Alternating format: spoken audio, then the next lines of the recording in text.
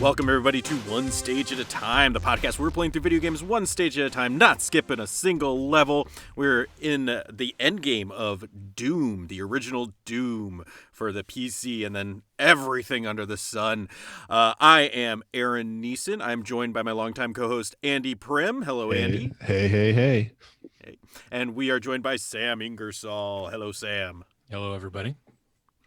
Gentlemen, we just played through the bonus secret level of E4, Fear, right? Yes, it's called Fear. Gentlemen, let's talk about Doom. Let's do it. And Aaron, I want to thank you for that enthusiastic intro. I feel like that was like a more powerful and a more gripping intro than most of them. So thank you for that. You know what it is? It's the beard. The listeners can't see it, but the beard is like, it's reached a new level. I noticed it yesterday. I had two people comment on it yesterday. It's powerful now. I don't know. It's unstoppable. You're drawing an energy from the world around you, and it's like taking form in your beard. I am. I got the real mountain man dad vibe energy going on right now. You look like a haggard submarine captain. Yeah. You got to get like a real heavy coat with like the collar popped, a captain's hat and like a pipe or a cigar or something. Yeah, absolutely. And a hard squint. Just gazing into a periscope with like a grizzled like frown on your face, looking for enemy submarines. I picture imagine like the Pirates of the Caribbean music, and it's like a drone shot, but he's like on top of like the subs out of the water, and he's like in the thing at the top on his own, just like holding onto the front of the whatever bar is in front of him, just like scowling at crowds the scene. are out there. You can't see them, but they're out there. They're out there. All right. Well, let's get into it. Let's talk about Fear. Fear is, as Aaron said, the ninth stage of episode 4 of Doom, although really it's the third stage because we took a secret exit from episode 2. But as these things are numbered internally, it is E4M9. And so this is the third stage of episode 4 that we are playing.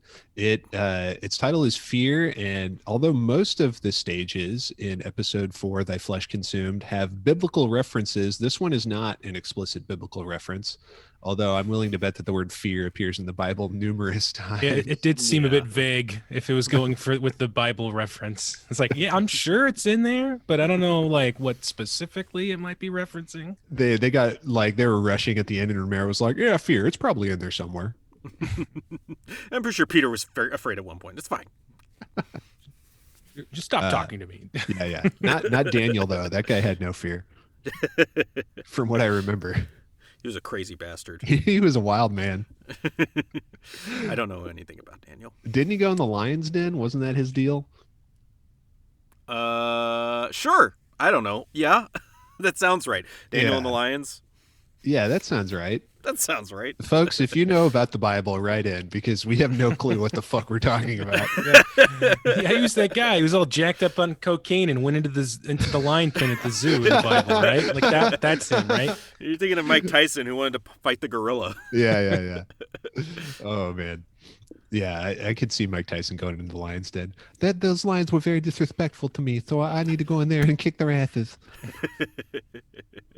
Okay, let's talk about Fear, E4M9. So let me hit you with some quick stats here. This was designed by a new friend, a friend named Tim Willits, who we can talk more about later.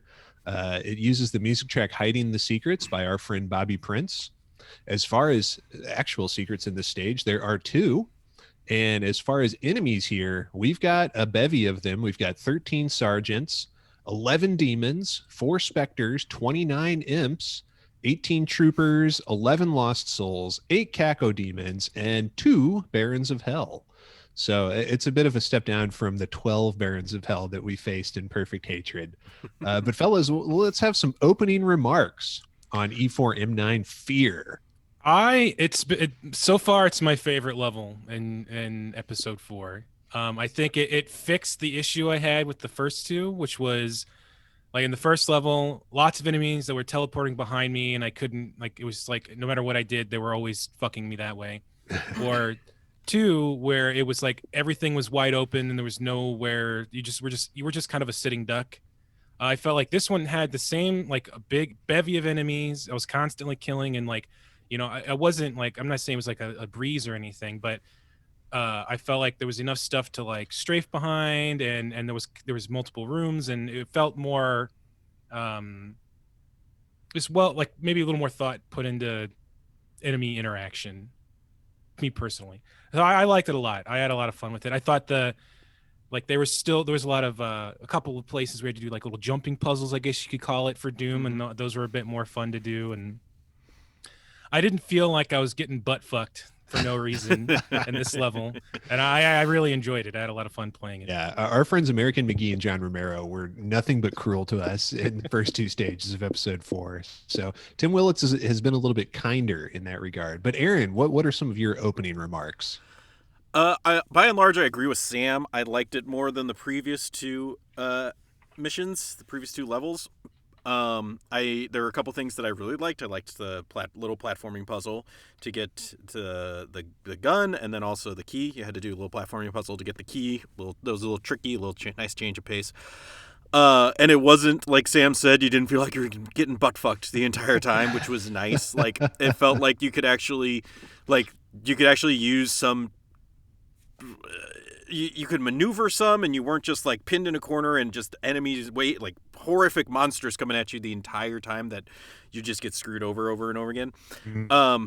That said, though, I was a little bored with it. Like I wasn't really taken with it. This was kind of a return to form, but that's just the same old again. Like it's just we've got no new enemies whatsoever. Anything like that. The area isn't particularly interesting. Like it's just sort of a like military base style complex thing. And so it just was like, meh, been there, done that, you know. And it could just be Doom fatigue. We've been playing this game a long time, but I just wasn't really. I liked it better than the previous two, but I also wasn't really taken with it that much. I think that's why I liked it. Yeah. Because I've got a different mindset for this episode. For me, this is just fan levels. Like this is, even though it's made by some of the people that made the game, it's not really like I don't see it as like an official release. It's more like some stuff we did for the fans. And they're definitely fan levels because John Romero is his own biggest fan. Yeah. So this was like the first time in a while where I was like, oh yeah, man, I'm playing Doom again. Like I'm just going through. I'm not mad. It's not some whippersnapper trying to do something new that's not really working out anymore, or John Romero huffing John Romero, and it was like it just felt like a bog standard Doom level, and it was kind of nice, Yeah. I was having to think on the fly on like, oh fuck, it's these guys. Oh, I should use this. And it was like flipping to my chainsaw to take out the pinkies to conserve ammo. Mm-hmm. I wasn't spending all my brain power like fighting the level design and like trying to make sure I was like staying, like being where I had to be. It was more about just like, okay, the level seems pretty straightforward, and I was doing some loops, but in the end it was just more about like, oh, I opened this place. Oh, I heard some guys turn around. Oh, there they are. The typical thing we went through on like the first 3 episodes. So I could see why you were like, hey, this is just something we've done before, but it was kind of a nice breath of fresh air for me. Well, let's set the stage a little bit here. E4M9, we start off in a pretty big open area, and there are just a buttload of shotgun guys and pinkies and caco demons and imps all trying to kill you right from the get-go. You don't have any cover. You can find cover, but you start off in like an open area. So like your first task is just to survive. So it's a little bit exciting right off the bat in that respect. Most of these levels give you like a little safety corridor before you walk out into the massacre.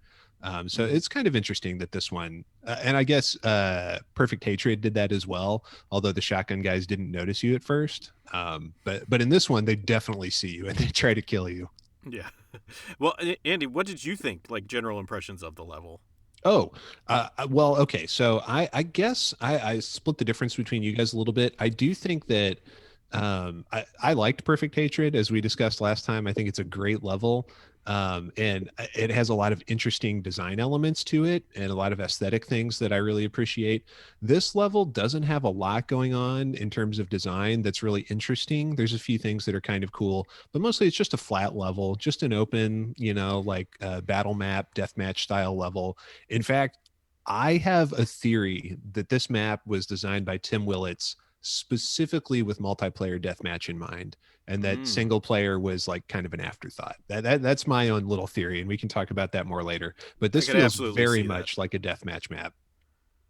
Absolutely, I could see that for sure. Uh-huh. Yeah, now that you say it, like that's all I can see. So there's basically really only 3 zones to this area. There's like this zone we start out in. There's like a bunch of like crates and boxes around, and you immediately have to like take cover behind some of these boxes, take out all these shotgun guys, take out the caco demons before they can ream you. And then you can see like some pillars all around this area, and there's a couple switches that lower a couple of these pillars.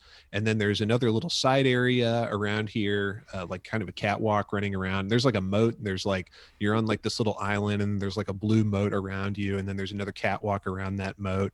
But there's like a bunch more enemies running around there, and you hit these switches to access that. And there's like a baron and a bunch of other guys.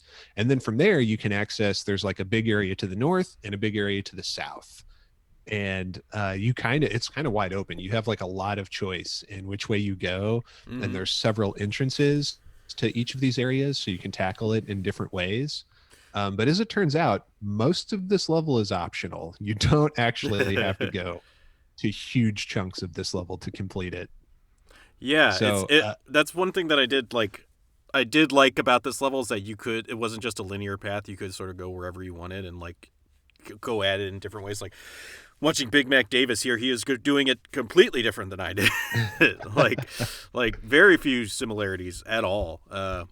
It's interesting. Once again, we'll acknowledge our friend YouTuber Big Mac Davis, who's much better at this game than we are, and who often demonstrates the optimal way to finish it. Now, he's using the BFG quite liberally in this stage. Mm-hmm. When we played Perfect Hatred, as I recall, Aaron, you didn't find the BFG. Did you go back and play it again to get the BFG for this stage? I got the BFG. I did get the BFG when I did that. I had to kill the cyber demon. You telefragged him. But I didn't. Remember, I was afraid of it because it messed up for me that one time. So I tried to get them. I tried to do infighting, and then I shot him from where he tried to shoot me, and his rocket would just hit the wall, and so I was able to shoot him back. I was one who didn't. I did go back. I had to save pretty close to the end, and I did go back and get it for this. So I had it, but I didn't actually use it ever. I actually used the plasma rifle mostly. Yeah, I did too. Very useful on this stage, I found. The BFG for me, I only ever use it if there's like a big a room that's just got way too many guys in it, and I can see them all. So like, there's a couple places in this level where like the optional rooms where it's kind of like you come in and there's like big metal bars. And you can go up, and there's like guys up there and guys at the bottom. That'd be like a great place to do it. But since my line of sight was broken, I wasn't really thinking about it. I was just kind of focusing on the guys in front of me. So I never really used it. It's kind of like a mega elixir effect from Final Fantasy, where it's like, I don't know. I think I'll save it for when I actually need it. And then I just use the rocket launcher. Yeah. It's too good to use. But I did want to mention that I did like, even though it was all optional, one of the things I liked about the level was that how it was all kind of like here's the middle room, here's these side rooms, and here's like this front room. It was all kind of out like in their own little areas. So it was kind of like, I'm doing this room now. I don't have to worry about my back or everything around me. Yeah. So I kind of enjoyed the little segmentedness of that.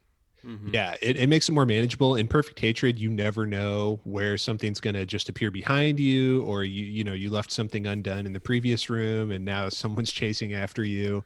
And the first stage was kind of that way too, where literally enemies were just teleporting seemingly randomly around the map. Thank you, American McGee, for that one. I hated it so much. Yeah, dude, me too. But very little of that in this stage. It's pretty straightforward, fairly bog standard, as Aaron said.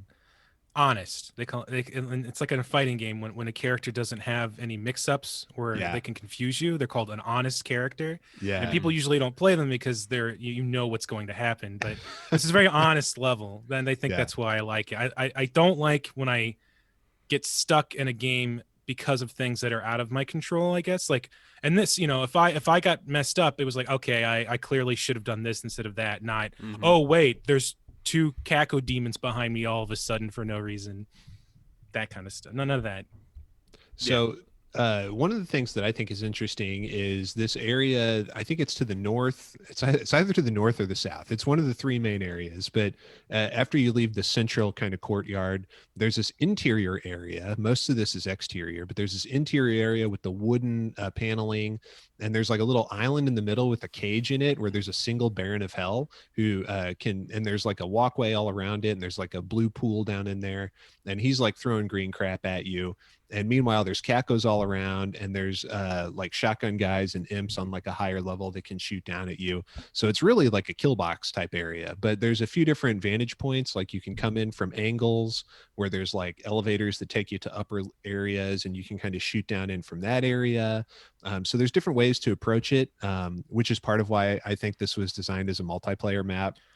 Like all those points of ingress and egress and all the vantage points where you can shoot people from. And there's tons of ways to line of sight stuff in this level. So that's another, it would seem like maybe that'd be another big thing like they thought about, or that they could have added in if they felt like they needed to have more of that in the single player. But yeah, I could see it definitely has that kind of almost symmetrical feel to it. And you could constantly be like a level where you're constantly running in a circle, chasing people down. There was never a point where you really had to stop and like turn around and go back. You could always just kind of go forward. And there's always a lot of teleport pads that kind of like loop you around to different places. That again, I could see. Or I didn't see that either. I didn't find any of the secrets in this. Okay, level. Yeah, I found no secrets. Let's talk about the secrets. There's 2 in this stage, and they're lame. Honestly, I'm going to go ahead and say it. Most of the secrets in Doom are fairly interesting. Like you open a hidden door and it leads to a little room, or it's a room you could see earlier through a window. Oh, but this is how you get here. Actually, it feels kind of organic in a way. In this, they're literally just closets. It's just random textures on the wall that you interact with. And it's just like a little door, a shutter opens. There's just a little broom closet with like a berserk pack in it. And that's it. Again, that might lead credence towards your multiplayer map theory. Yeah, no, where they just had to cut a hole in the wall and put stuff in for secrets. Yeah, when whoever said that first said that, I'm like, oh, of course that's what this is. That's the only thing this would be great for that. That makes perfect sense. Yeah. There's it's constantly moving in circles, and there's constantly like places to line of sight. So I wouldn't be surprised if maybe that's what was kind of started out as.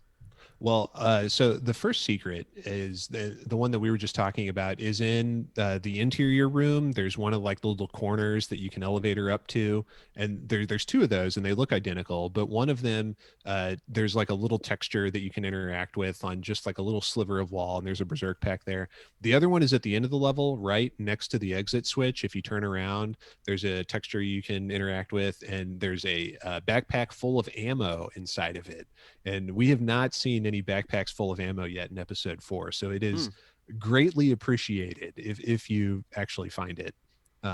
Which I was able to find that one, but not the other one. They really are just random. There's not a lot to indicate where they might be in this stage. Like a lot of times you can get like your Doom sense tingling. If you've played enough video games, you kind of get a sense of like, yeah, this looks suspicious. I need to check this out a little more. But in this one, it really is just arbitrary. It's really hard to like if you didn't know where they were, you wouldn't know where they were. Yeah. I'm just watching him to see where this damn thing is. There it is. There it is, bitch. Okay. Yeah, that's it. God damn it. I have to go back and get that. Yeah, you're gonna want it. I feel like I should do that because I'm probably kind of low on ammo. Yeah. Yeah. No, trust me. For the next stage, you're gonna want that. I'll give Who does? We'll get to that, I guess. But, Okay, well, so we talked about the 2 of the 3 areas, the main central courtyard, this interior area with the caged Baron who's like a go-go dancer at like a fetish club. Just like Can I bring something up about that? Please. Isn't that so? Later on, you'll open up a teleport and you teleport in there, but there's a switch you hit that opens the doors and you get out, right? Yeah. So if we use like broken game logic. It's like, what the fuck was that Baron doing in there when he could have just hit the switch and leave whenever he wanted to? That was part of It's his his kink. Yeah, Yeah. it's kick. Yeah, it's, hey man, I just work here. Oh, it's the club. Why you're shooting everyone in the club? Oh God, He's like, my mother was right. I should have went to college. I could have left this cage at any time, but I had a sissification fetish. But yeah, sorry. I just No, wanted to yeah, put no, that out there. that was an excellent tangent, and I'm glad we went on it. Mm-hmm. The other of the three primary areas is also off the main room. It's very symmetrical. And it is this big area where like there's again kind of a catwalk going around like an island in the middle, and there's kind of a moat around the island. No damage floor in this level, actually. Like any of these moats you can land on, they don't actually hurt you. Yeah, yeah, that surprised me, honestly, because I assumed that they were damage floors, and I avoided them for a long time. Then I had to go in a couple times, or had to, probably didn't have to, but I felt like I had to, and then I did, and I was like, oh, wow. Yeah, I never went touched the blue stuff, so I assumed I thought it would hurt me, and I was like, I'm not fucking around with this episode, so I'm not going down there. Well, Quick saves, baby, quick saves. Yeah, that's for sure.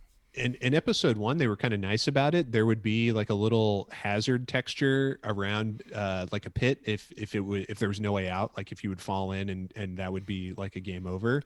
So you could kind of tell like if I fall down here, there's got to be stairs or a secret door that lets me out of here.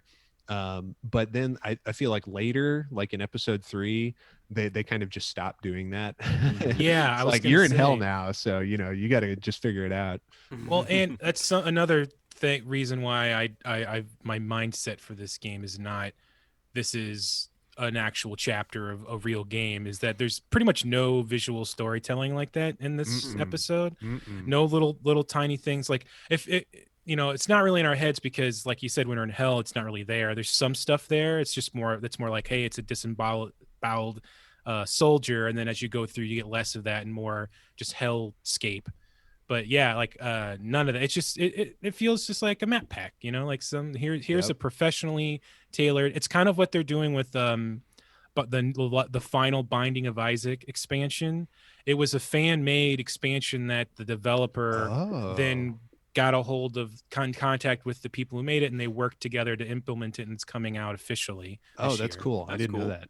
Yeah. So it's kind of, this seems like a very similar thing where like, Romero was just in this doom space in his head, and like he got the guys around the office and some people who had been in the fan scene, and just kind of put out some like a thank you, almost like, hey, here's another re-release and with some extra content, thanks for being fans, that kind of thing. That's cool. Yeah. Companies do that. It kind of reminds me of like when Capcom, when those guys made that Capcom Cross Street Fighter fan game, and Capcom was like, we like this, we want to like officially release it because we're going to welcome this into the fold and canonize it. It's the opposite of the way Nintendo would have handled that situation. Yeah.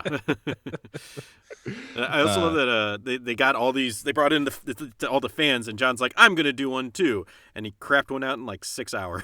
He's like, "There, I did it." he just did a shitload of PCP and just knocked it out. Yeah. Does he do any more in this final episode? Does he do any more PCP? Yeah, any more PCP? No, any more levels? Does he do any? Are there any more John Romero levels coming up for us? Yeah, I think so. I think there's one or two more, but we'll get to it. They kind of alternate, so I don't think we see much like where it's 2 people in a row doing a map. They really change it up. There's like 3 or 4, I think 4 people that worked on the maps for episode 4, which is interesting because previously it was pretty much just John and Sandy and a little bit of like leftovers from Tom Hall. So it's cool seeing like different people's visions of it and how different people approach it. Like when we saw American McGee, his approach in that first stage was just very brutal, and there was a lot of trickery going on and tricking the player. And then in John Romero's level, there was a lot of like aesthetic stuff going on, and like a lot of interesting like stuff with the environment. And he was interested in how it all kind of fits together, maybe at the expense of like gameplay. If you're not a fan of that stage's particular method of presenting challenges to the player. But then this stage is like it's a multiplayer map. It's just like he designed Yeah. this for deathmatch and then figured out, how to stick some enemies and some keys in it and some switches to make it a single player map. Mm-hmm. Yeah, it really could be like. I know this came before, but I just think of like the N64 GoldenEye maps. Like this is like, it's like it could easily be that. Yeah. Oh, Do you totally. know? Do you know if that guy who developed that, Tim, you said, Yeah, Tim. did he work on any of the multiplayer maps in Doom? Well, I'll tell you. We'll get into We'll that a get little to, bit okay, later. okay, Yeah, okay. we're gonna do a little segment on Mr. Willits, but before we do that, let's talk real quick about this last area. It's kind of like we have another island. There's like a covered like hallway running around it. There's like windows where you can see out to the island with the moat around it. There's like this interesting little gazebo on the island. Which, I'm not sure what's going on here. This is just like a nice little park with a gazebo that the demons like to take refreshing walks in. But there's very few enemies here. There's like, because the only Baron is in the first central courtyard. Here, there's a few Lost Souls and some Imps and some Cacos, but not that much. By like episode 3 and 4 standards, this is nothing. This is a very empty area, which Yeah. again, like, why would they design this big area if they weren't going to put anything in it? And I can only think it was for multiplayer. They were, yeah, well, for sure. And then like I kept expecting just a wall to open up or a floor to lower down or something, and just to be swarmed with enemies at some point. But there was nothing, which is fine. But like they're fucking with me. They're fucking with me. I know something's coming. Where is it?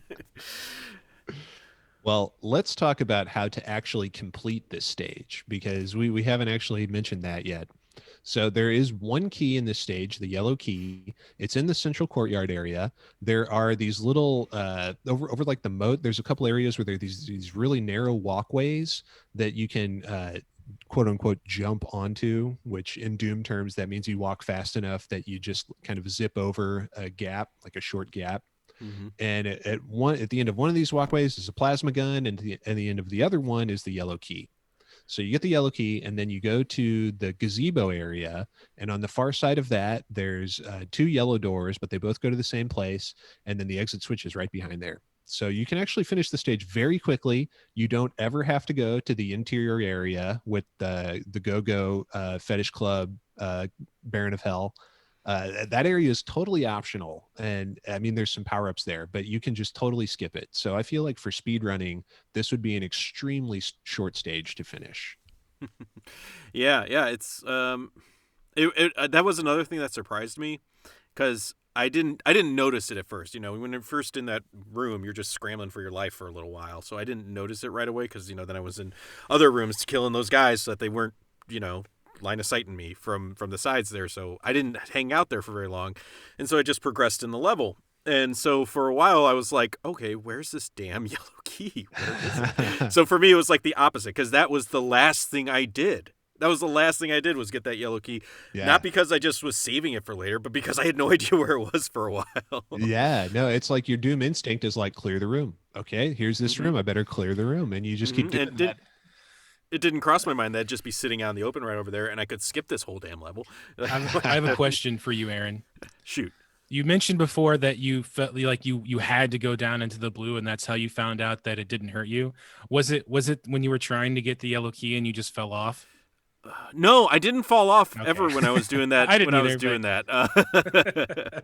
Surprisingly, I fully expected to, but I did not. I can't remember the specific time that I felt like I had to go down there, but I did fall off a couple times. And if you do, there's no way back up. There's a teleporter that sends you to another part of the map. I think it sends you to the wood paneled room, the Go-Go Club. Yep. And you just have to walk back. There's actually quite a few teleporters in this stage.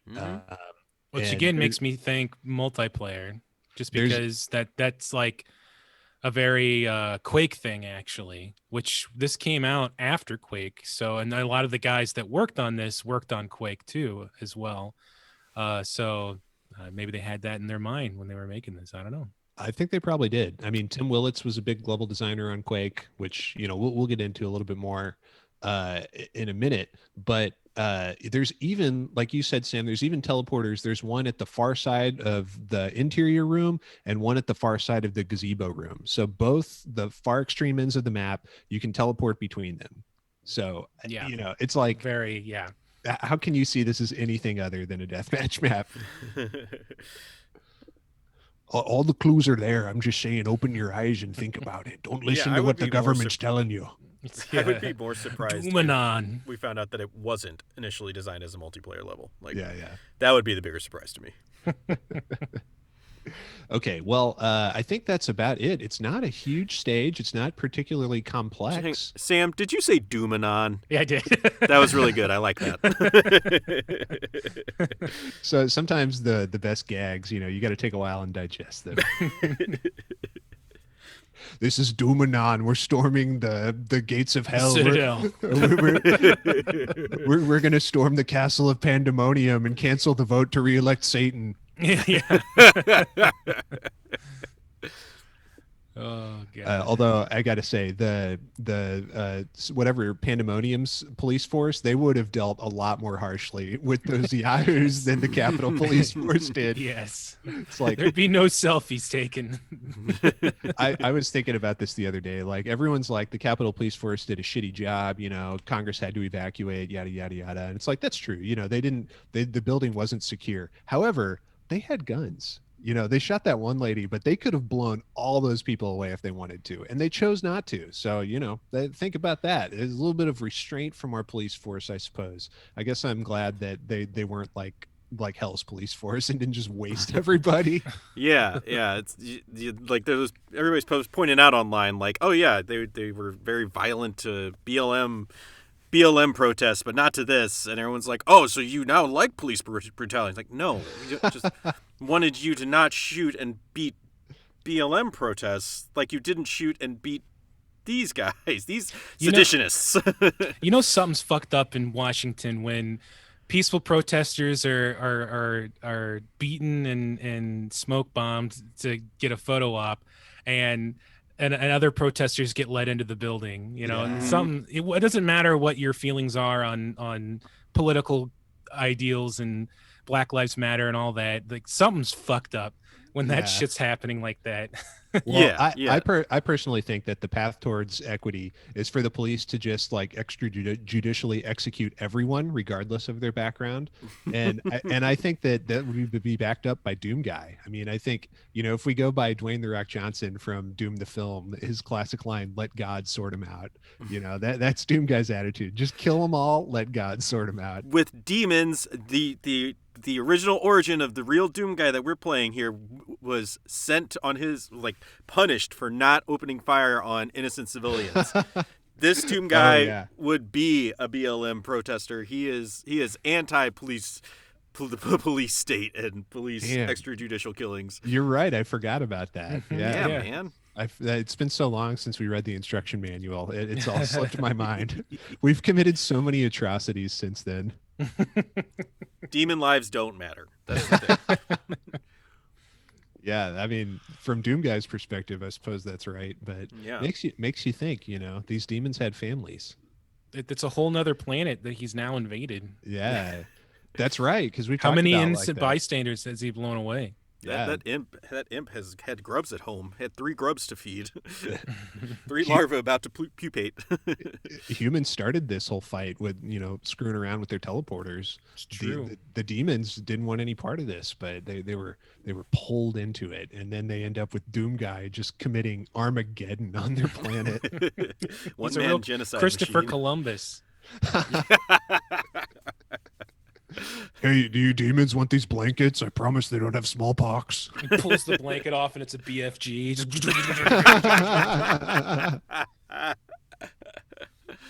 This is what I call the first Thanksgiving. No. I'm thankful for ammo. All right. That is what's this called? Fear. This one's called Fear. So, what's your final verdict on Fear, fellas?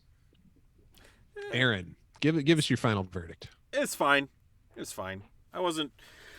was better than the previous 2, but it didn't take anything to new heights or excitement or anything. It just was a fine level, for me. Yep. And Sam, your final verdict. Chef's Kiss. Sam as a standalone fan-made map, I loved it. I had fun playing it. It's forgettable, yes, but it's not memorable like the other two were.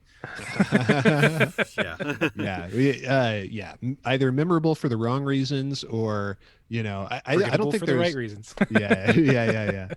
I agree. The very, very standard map. Nothing offensive about it. The fact that it's clearly designed for multiplayer hurts it a little bit for me. It doesn't have like a progression.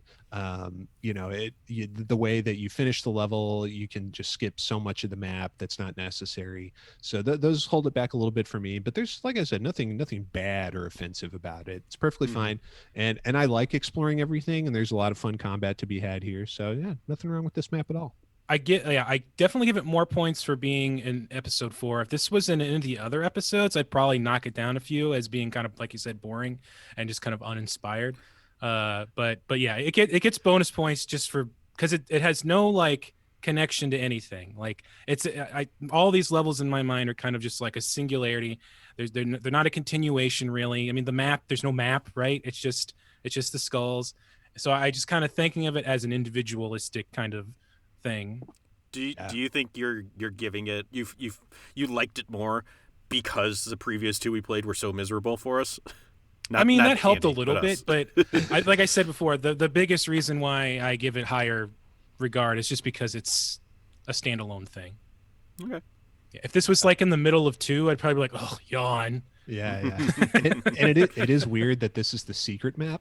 Like, you expect the secret map to have something unique about it or interesting, and this one's just kind of bland. The last level felt more like a secret map. Yeah, I would for say sure. if you look at like how secret maps have been going, like the pattern they were following, this feels more like the second level was really weird and like different, and had the DJ booth up in the top with the cyber demon. DJ. So I think 2 would have been a better secret level. All right. Well, I think that's going to do it for Fear, the secret map of episode 4. We'll be returning to your regularly scheduled map sequence next week, where we will be looking through E4M3. Yeah, I think that's right. But now let us turn our attention to a new friend that we've just made, Mr. Tim Willits. I've been looking into this fellow's biography. Interesting guy. So Tim Willits was not one of the original Doom guys. He came on later, and he was actually involved in the fan community. So I don't think he had been like a professional games developer. He was doing like ROTC or something. He was really, really into campus ROTC when he was younger. But anyway, he was playing Doom, and he made like some fan mods and things like that. Caught the attention of the team, and they hired him. So, another case of them just being impressed with some random guy and bringing him on. So Tim Willits came on. He did work on episode 4, but his main thing was Quake. He was mainly a Quake guy. Tim did a bunch of maps on Quake 1, Quake 2, Quake 3, Quake Arena. There's probably more iterations of Quake that I'm not familiar with that he worked on. But he was really, really a big Quake guy. Worked on all those, and he was involved in that whole situation where John Carmack was playing everyone off against each other. He'd be like, Romero, you suck. We're going to use American McGee's maps now. American, now you suck. We're going to use Tim Willits's maps now. It's the Donald Trump School of Management. Now kiss. Yeah. And then he never paid them, just like Trump's never paying Rudy Giuliani. Oh God, dude, that's so cool. And honestly, I kind of respect Trump for doing that. That's so funny and awesome. Something like that. I mean, I think it's hilarious when they're just a fucking what's the phrase? Like they're just a bunch of rats. They're just turning on each other. They're just eating each other's spaces. And it's loyalty. Amazing. Yeah. Well, there was no loyalty at it, certainly. Although Willits, weirdly, seems to have been very loyal and didn't rock the boat. And, unlike most of the big personalities there, didn't, flame out in some kind of really acrimonious way. So, over time, we know that Tom Hall was the first to get the axe. A little bit later, John Romero and even Sweet Sandy Peterson got fired under similar circumstances. American McGee was fired. Around this time, the head of the studio, a guy named Jay, ended up leaving. But one person who never left was Tim Willits. He stuck around through all the Quake years, even after John Carmack left. Tim Willits was still there. Even after Adrian Carmack, the longtime artist, left, he was there through all the Quake years too. Even after he left, Tim Willits was still there. He eventually became head of studio at id. Wow. Pretty much the only people still around from that era were him and a guy named Kevin Cloud, who we've talked about a few times. He was an artist who was mostly assisting Adrian Carmack, but he also did a little bit of level design. And he was an owner. He had some of the original shares of id, even though he came on a little bit later. They gave him some shares. There's also the like office manager Donna, who they always thanked her in the credits for like bringing the coffee. Well, even one of the tracks in Doom is like Donna to the rescue. She was like the office mom who took care of him. She was around for a long time too. I think she may have left since, although she might still be there. None of them are there now except Kevin Cloud. He's still at id to this day and was like a big producer on Doom Eternal. Tim Willits made it through. He left in like 2019, so he was there for Doom 2016, Rage, all those other things that came out since then. Doom 3. I mean, he was around for all that stuff.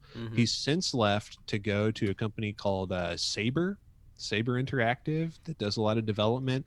A lot of ports. And I was gonna say, yeah, I thought that's where I knew them from. Like, I think, did they do Witcher 3? I think they did. Yeah. That's correct. Yeah. So he's like creative director over there now. So pretty long career, kind of impressive. Like he was at id for like 24, 25 years, longer than just about anybody else. Yeah. I mean, he just sort of seems like based off just this one map. He seems like the guy who just sort of kept flying under the radar. Like he made stuff that was just good enough, but didn't get too much attention, didn't ruffle any feathers with Carmack, like see him as a threat. He just did his job, came in, clocked in every day, clocked out, did his work, and was satisfactory all the way through. And pretty much. Yeah. Just rose through the ranks, just being there. like that episode of Seinfeld where Elaine's like putting in this work and that guy's just sidling up next to her and getting credit alongside her, and he's just there. Good job for the both of you, both of us. And then Tim, he's right there. Yeah. Or also like Seinfeld when the founder leaves and it's just like, Elaine, you're in charge now. Yeah. Basically what happened to Tim Willits. However, although he'd never ruffled feathers with Carmack, this is not to say he didn't ruffle any feathers. There is a rather hilarious anecdote that doesn't reflect very well on Tim Willits from like mid 2010s, where he went on a podcast or on a blog or something and claimed that he had invented the concept of multiplayer maps. He was like, Tim Willits, invented the concept of multiplayer maps. I'm making him sound dorkier than he is, but he does have kind of a funny nasally voice if you listen to him in interviews. But so he claimed that he invented multiplayer maps, and they reached out to John Romero for comment. And like Tim's story, this is what he says. He says, like, when we were working on Quake, I went to Romero and Carmack with the idea of like, why don't we have maps that aren't single player, that are just for multiplayer? And he said that their response was, that's the stupidest idea that we've ever heard. And we're absolutely against it. But that he continued to push for it. And then, Quake Arena came out, which is like totally a multiplayer game. And he was like, vindicated. Tim Willits had this really great idea to do these multiplayer only maps. And then, so anyway, some magazine reached out to Romero for comment, and he was like, that did not happen. Like, for one thing, like, we had multiplayer maps in the original Doom. They weren't specifically designed for multiplayer, but when we were developing it, we knew we were going to use them for that, so they were deathmatch maps.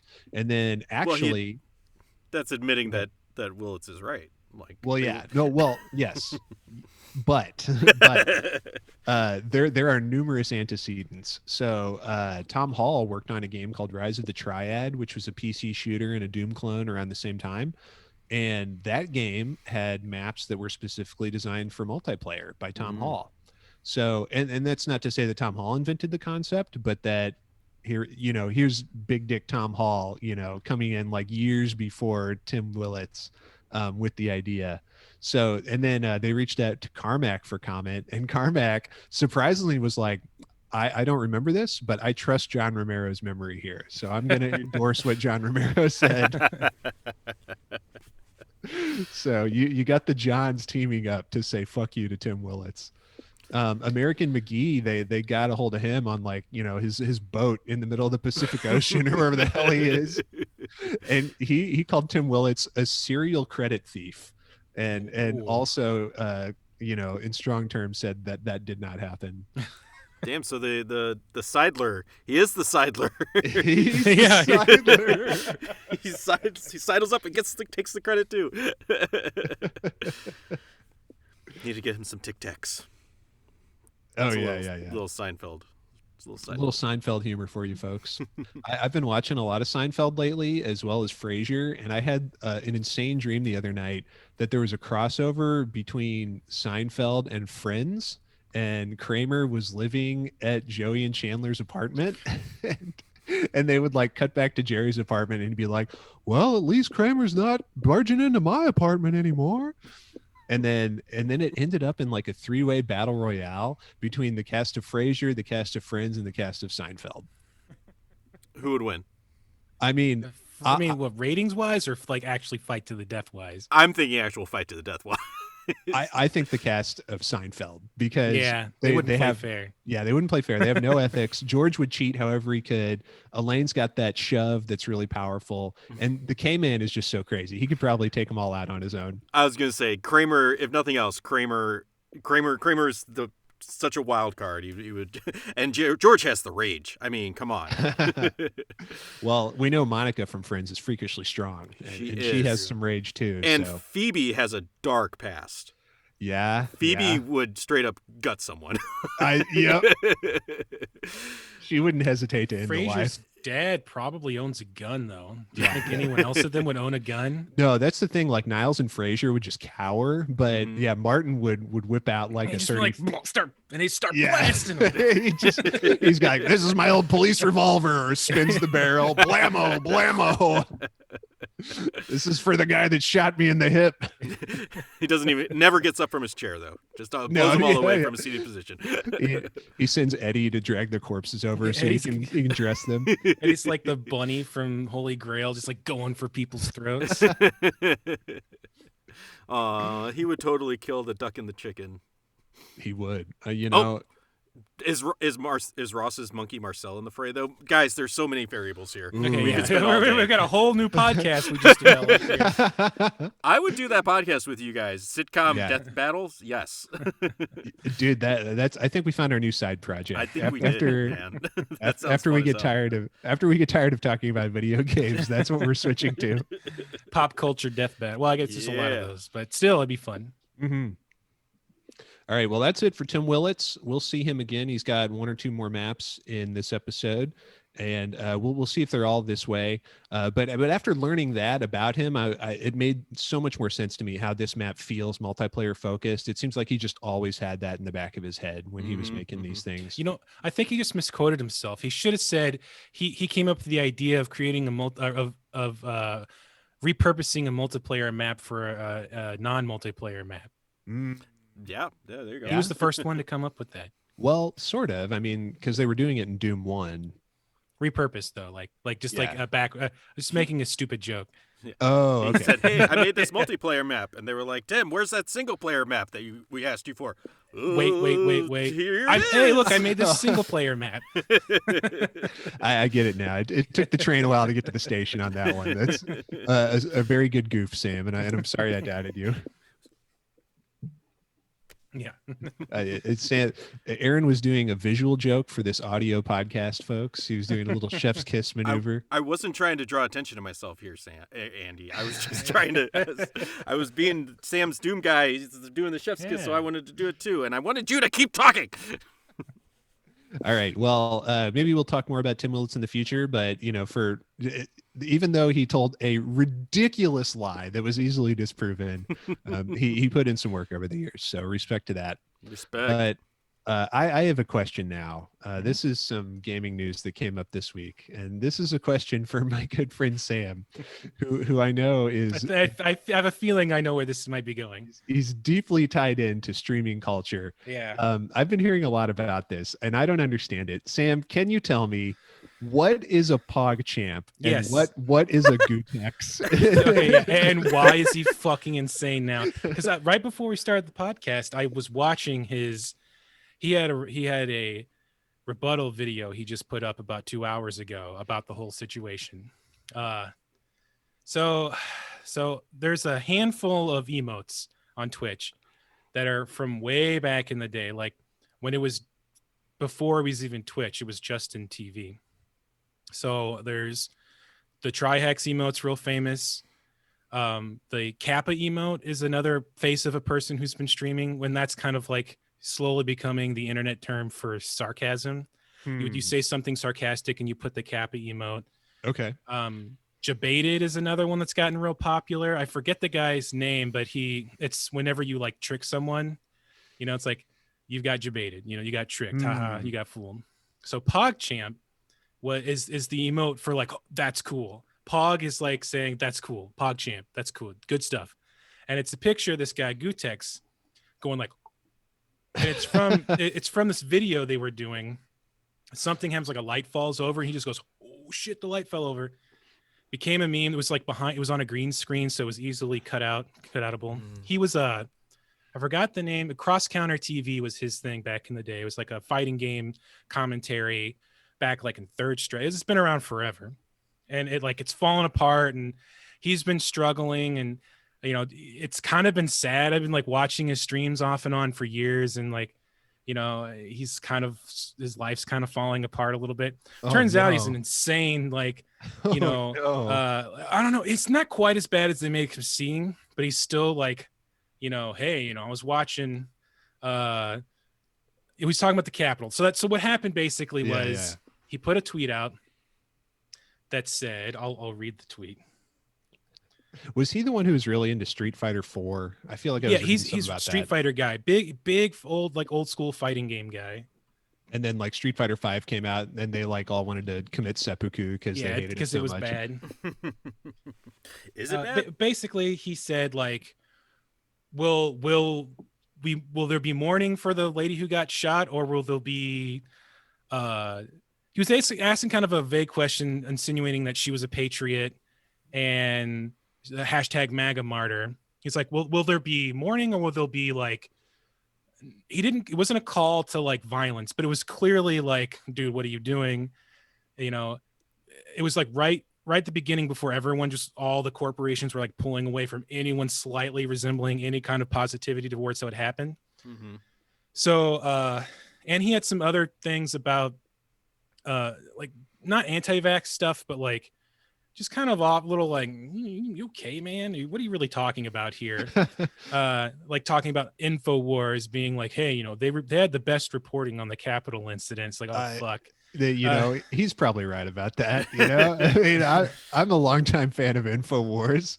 So the problem is like PogChamp, that emote, is kind of like one of the like, it's like a keystone. Like it's become more than Twitch at this point.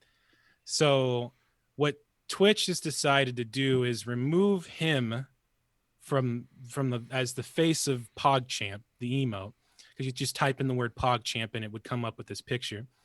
And so what they've done, and they're doing it right now, where every 24 hours a different picture is PogChamp.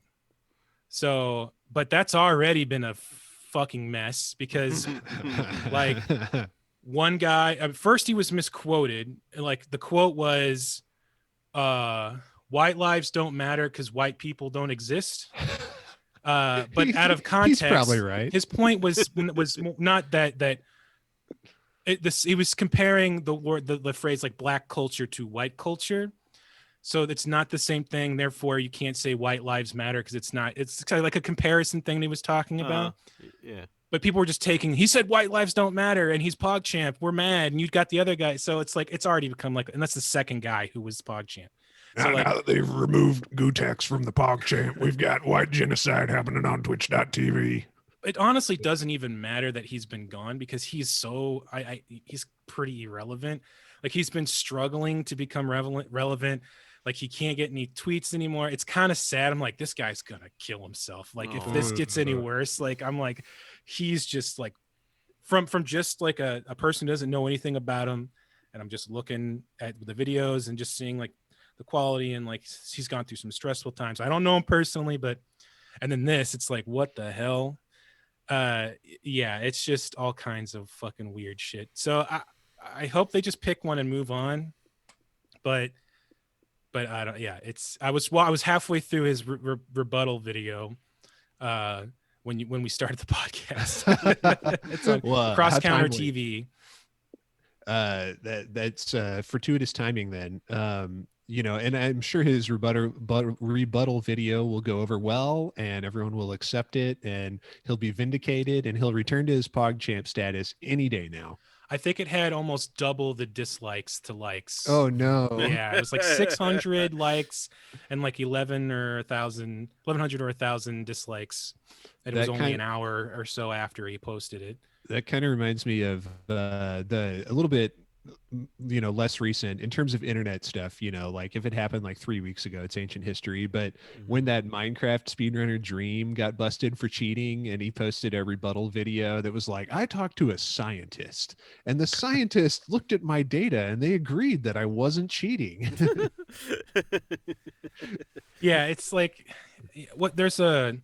someone was mentioning this in regards to the Capitol actually, but like, one outrage replaces the other. Like, as soon as something else happens, people start to forget the last thing. Yeah. So, PogChamp is big right now, but then something worse will happen eventually. Some popular streamer will be a pedophile or something, and then boom, then no one will care about PogChamp anymore. If and when that happens, we'll be sure to talk about it on this program and get your insider thoughts on it. Well, there's that whole this happened a little bit ago, but that whole Rooster Teeth Ryan Haywood shit show continues. Oh, I just saw a thing with who was it? Alfredo. Yeah, going off because apparently Ryan was trying to stream again. Mm-hmm. That's exactly what I'm talking about. Yeah, I say Rooster Teeth. He's no longer with the company for a long time now, but everybody's like, he's trying to come back. Fucking already? Like, I mean, everybody expected him to try and come back at some point, but like, it's been like 3 months since all this shit has gone down, and so like, like several Rooster Teeth personalities put out statements and videos and stuff being like, fuck that guy, he's a monster. And the end of the video was literally Alfredo saying basically some people like Alfredo's girlfriend was saying something about it but not trying to be direct, and some people were like, fuck you, you're stupid, but I like Alfredo. I said, hey, what's Alfredo up to her? And he was like going off on those people like, are you mentally insane that I would like you for that? And then he just ended was like, fuck those people. And he didn't say Ryan's name the whole time. And he goes, I'm just going to say it. Fuck those people and fuck Ryan Haywood is how he ended the video. Oh, shit. Yeah. This is a guy that like on film, they were they're friends, like buddies. right? Well, I mean, it's hard to tell, like they're all, they're close to their personalities, but like, they're not real. Like it's a performance. Yeah, exactly. Yeah. So it sounds like a lot of people may have had issues with both Ryan and Adam in real life. It's like it reminds me of like Game Grumps, where like it's like, oh, they're friends and they bicker, but actually they're friends, but like behind the scenes they fucking hated each other. Like JonTron had to leave because he was like racist and they all hated him. It's really rare. I don't know if he's actually racist, but he had some he had some right-wing-ish beliefs that I think was strong opinions that were not in line with the zeitgeist of the world. Yeah. That's a good way to put it. Yeah. Like, I don't know if he believed him, but like he didn't test the room before saying some stuff. Yeah. And he was like, repercussions for my actions? I'm going to lose my Disney sponsorship for Star Wars? Yeah. I mean, well, that's how I think, was it Holly, the senator, that's what he's feeling like right now, right? Oh yeah. I fucking hope so. God damn it, that guy. He's like, I lost all my money. I don't get a book anymore. Right. No, I was talking to someone the other day who doesn't live in Missouri, and we're all St. Louis boys. Well, Sam not anymore, but you're honorary grandfathered in St. Louis boy. Yeah, what's the word? Yeah, grandfather. Yeah. But yeah, no, someone was like, oh man, it's just like, what's going on in Missouri? And I was like, listen, everyone in Missouri is ashamed of this guy, even the right wingers. Dude, nobody likes this guy. No one wants to give him money. Like everybody's taking their money away. That's the one thing, it's fucking stupid, and like it's all about the money for corporations, but sometimes it works out when it's like when the mass opinion, when they go too far, it's like then they're going to take the money away. Yeah, after they put the asshole, after they use their money to get the asshole in, the asshole takes it a little too far with being an asshole, and then they're like, "Oh, no more money. We're going to find a different asshole." Crazy Colorado lady's about to get it. She's on the chopping block now. I will be shocked if anything comes of that. Like any of the elected officials have any repercussions whatsoever. I don't think that Cruz or Hawley's going to get ejected from the Senate. I don't think that unless it turns out that Loeffler lady that's who you're talking about, right? I think so. Whoever, she's like the super QAnon crazy lady, like making videos, having her, because she could have a gun on Capitol Hill. Yeah. There's like, and she made a video about it. And she's like also tweeted misinterpreting the fact that like other people that weren't senators could do that, like that crazy lady. Yeah. I would be very, unless it turns out that she like did give people tours of the Capitol, like with the intent that or their reconnaissance or whatever, I would be surprised if anything happens with her. Yeah. No, probably they might get primaried, but that's about it. That's about it. Yeah, exactly. And Hawley just got elected, so he's not up until like 2024 or something. So I long for the days when Roy Blunt was the biggest asshole to come out of our state. Yeah, it's so fucked up, isn't it? How fucked up it is when it's like when you've gone so John far Ashcroft beyond the goalposts that like far right now looks moderate. yeah, we're that fucked. God.